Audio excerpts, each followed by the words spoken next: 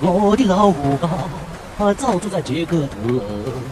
我嘿，这个屯里头上头长的呀。如果没有法租界当年倒戈清廷攻打小刀会，那就没有现在上海人引以为傲的上海话了。欢迎光临，侬好吗？侬欢喜上海伐？上海老漂亮啊！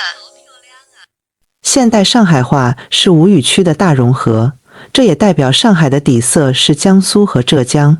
但是如果拉回到1853年，上海话并不入流，因为当时上海的第一大语言竟然是广东话。那时在上海城里有广东人8万，福建人5万，而浙江人才2万。对于总人口20多万的上海城，粤、闽等客籍竟超过1半，所以上海城里到处流淌着广东话和闽南话，这为后来上海发生的一系列巨变埋下了伏笔。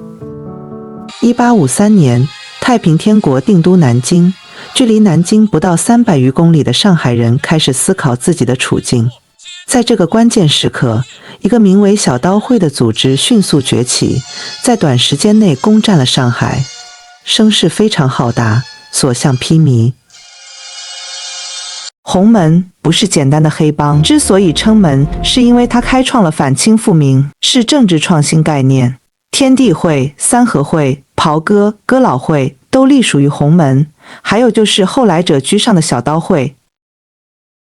上海小刀会首领刘立川在香港加入三合会后脱离，来上海从商。作为一个广东人，他建立了广肇会馆，集结了上海的广东人，最后发展成组织。1853年小刀会起义前夕，刘立川的同乡广东三合会成员就潜伏于此，遂向清兵发起进攻。这就是当年会馆旧址，位于当时上海县城西面，毗邻上海县衙门。民国肇始，旧址上建立了上海临时政府，现在是上海市公安局黄埔分局。庆幸的是，这栋楼仍在原地。1853年，上海小刀会他们占领了县城，会见各国领事，宣布小刀会属于太平天国领导，要求各国严守中立。而清政府已派江苏按察使吉尔杭阿率军镇压小刀会。当他们赶到时，被眼前泥城帮拦住了。河对面的租界军队万国商团拒绝他们通过租界去攻打县城，清军只能在泥城帮河岸止步，安营扎寨。这里就是阻挡清军的泥城帮，如今的西藏中路，它的东面就是被黄金荣收购的大世界游乐场，也是最初法租界的边界。我们所站的位置就是清军驻扎的泥城帮西岸。从北边一路杀来的清军，大惊小怪地看着租界奇装异服的外国人，一副没见过世面的样子。直到他们看到一名外国男子亲密地搂着女方，身边的狗欢快地奔跑着，清兵们突然高声吆喝，嬉笑着抓起铁棒抛向对岸的狗。万国商团开始朝清兵射击，清兵也开枪还击，泥城河上顿时枪弹飞舞，火光迸射。上海县城里的小刀会也趁机杀出，清军只能落荒而逃。这就是改变上海命运的泥城桥之战。从那天起，工部局下属的万国商团声名鹊起，而这一天4月4号被定为建军节。在之后100年时间里，全上海人民在这一天目睹万国商团的建军节游行。而泥城河这条原本没有名字的护城河，因这场战役因此得名。也因为之后数次战役，租界地价飞涨，泥城河被填平，改为西藏路。站在西藏路和延安路的交叉点，是180年前洋泾浜和泥城河交汇处。上海曾经也是梦里水乡，如今车水马龙。前方就是泥城河之战的爆发处，也是现在繁华的南京东路。因青浦教案，英租界沿着南京路不断西进扩张，之后又在泥城河周边开设了跑马场，这让和英国一直不对付的法国着急了。当时法租界的势力远不及英租界。跑马亭建成以后，年满21岁的任何国籍的外国人均可以申请入会。小刀会起义后，发给各租界的文稿中仅仅写明禁止部下持械通过洋泾浜以北的租界，并没有包含法租界。英美公使没有表示异议，使得法租界第二任领事艾唐最终决定退出联合租界。那时的法租界的确是处于完全劣势，既得不到英美支持，洋泾浜南岸的法租界正是直接面对着被小刀会占领的上海县城。这样的窘境持续1年多后，法国宣布放弃中立。同年年底，数百名官兵向县城北门发起了进攻，这就是北门之战。法军正是这里在四川南路上架起大炮，直接炮轰县城北门。现在游客如织进入豫园的大门，正是北门之战后新开的城门，故称为新北门。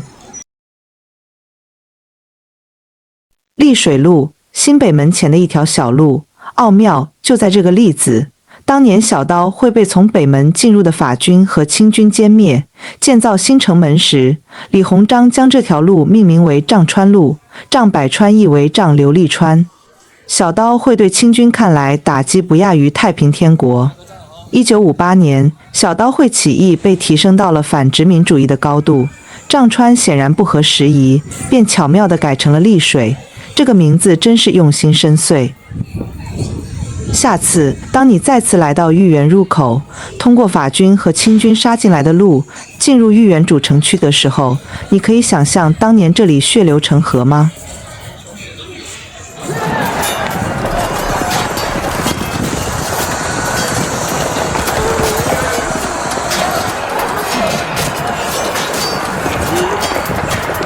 法军、清军攻破城门后，直捣黄龙，目标就是豫园，那座400年前明朝建立的私家花园。在这座园林的东北部，就是小刀会的指挥部典春堂，而典春堂彼时正是闽商会馆所在地。历史上唯一建都上海的政权就此建立了，年号天运。北门之战彻底瓦解了小刀会，法军、清军也死伤惨重，而小刀会首领刘立川率残兵一路西逃，往徐家汇方向而去，最后因为一条小河挡住了逃亡之路，就地击毙。这条小河就是蒲会堂，刘立川具体击毙位置不详，不过这里竟有为他建造的纪念碑。小刀会在我们的历史书中一直被认定是义举，小刀会的起因的确是反抗清政府压迫。但是后来上海县城充满了饥饿、杀戮，残暴到极致，导致了大量县城人口逃亡租界，也由此打破了华洋分居的局势，上海开始了飞速的发展。第一批因小刀会起义逃入租界的华人，多为城中富商，这2万人涌入租界，带动起了租界的地产行业。之后城中不断涌出的人群逃亡租界，促使了工部局的建立，上海城市建设向西方城市治理看齐。而因为小刀会事件翻脸的英法租界，却让法租界得以背靠法国这个大政府，大搞基础设施建设，免费的公共设施，让法租界的发展甚至超越英租界。董家渡天主堂，这座上海历史最悠久的天主教堂，曾是小刀会起义的战时医院。小学文化的刘立川与教堂主教赵方济谈判后决定，不论军民、国籍，凡受伤者一律接受。这也是英美法3国在起义初期甚至同情小刀会的原因。不得不说，小刀会当时的见识、战略水平远超清廷。值得一提的是，赵方济主教正是在当年帮助第1代法租界领事明体尼找到栖身之所，之后发展成为第1代法领馆。小刀会起义为法租界的扩张提供了千载难逢的机会。19世纪到20世纪的中国大陆战火纷飞，太平天国敲响了清廷的丧钟，中国人口锐减40%，唯有上海却是在战火中越发壮大。但罗马并非一天建成，平静了几年，远在上海的郊县又发生了一次激烈的战争，诞生了一位法国侨民的精神领袖。不同于小刀会起义带来的 PTSD， 这次战斗反而增加了法国侨民留在上海的信心，开启了法租界的正式扩张。